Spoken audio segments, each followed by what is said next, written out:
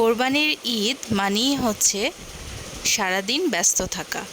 ব্যস্ততম দিনে কি রান্না করলাম, কিভাবে আজকে সারাদিনটা কাটালাম, আজকের ব্লগে সেটাই থাকছে। আসসালামু আলাইকুম এভরিওয়ান, সবাই কেমন আছেন? সবাইকে ঈদের অনেক অনেক শুভেচ্ছা। ঈদ মোবারক। তো সকাল সকাল ঘুম থেকে উঠেই রুটি, তারপরে সকালবেলা সবাই কী দিয়ে নাস্তা করবে সেটার জন্য কাজ শুরু করে দিয়েছিলাম। এখানে খালা সকাল সকাল এসেছিল, তো খালাকে দিয়ে চালের গুঁড়ির রুটি বানিয়ে নিয়েছিলাম, আর সাথে কলিজা ভুনা করেছিলাম। আর আরেকটা চুলায় আমি সেমাইয়ের জন্য দুধ জাল দিয়ে নিচ্ছিলাম। তো আজকে আমি তেমন খুব স্পেশাল কিছুই করিনি, নর্মাল যেভাবে লাচ্ছা সেমাই আমরা খাই ঠিক সেভাবেই আমি রেডি করে নিয়েছিলাম। এই তো তার কয়েক ঘন্টার মধ্যেই আমাদের হাতে কোরবানির মাংসটা চলে এসেছিল। তো আমি সেটাকে ভালোভাবে ধুয়ে পরিষ্কার করে নিচ্ছিলাম, আর বাকি মাংসগুলো আমার শাশুড়ি সব কিছু গোছগাছ করে দিচ্ছিল। তো এখানে আমি প্রায় 4 কেজির মতো মাংস নিয়েছিলাম। তো মাংসটার রেসিপিটা আপনাদের সাথে শেয়ার করছি। এখানে পেঁয়াজ বাটা, রসুন বাটা, আদা বাটা, হলুদের গুঁড়া, মরিচের গুঁড়া, লবণ, কাঁচামরিচ, জিরার গুঁড়া, ধনিয়া গুঁড়া, গরম মশলার গুঁড়া, এলাচ, দারচিনি, তেজপাতা, লবণ এবং পরিমাণ মতো তেল দিয়ে ভালোভাবে আগে মশলাটাকে মেখে নিয়েছিলাম।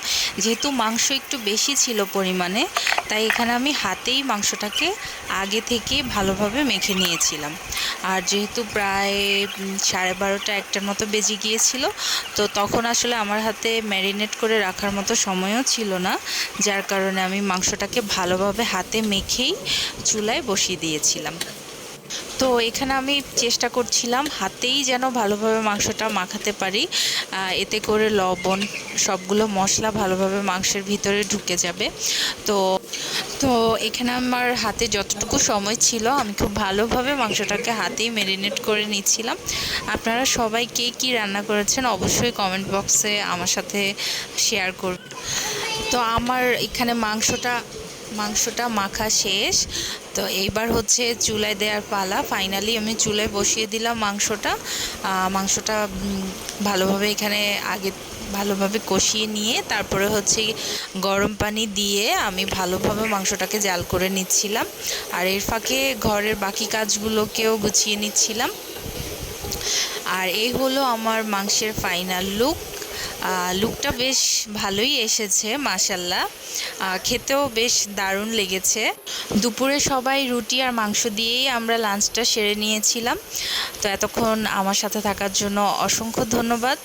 সবাই ভালো থাকবেন, সুস্থ থাকবেন, আর অবশ্যই ভালো লাগলে লাইক, কমেন্ট, শেয়ার করে পাশে থাকবেন। আল্লাহ হাফেজ।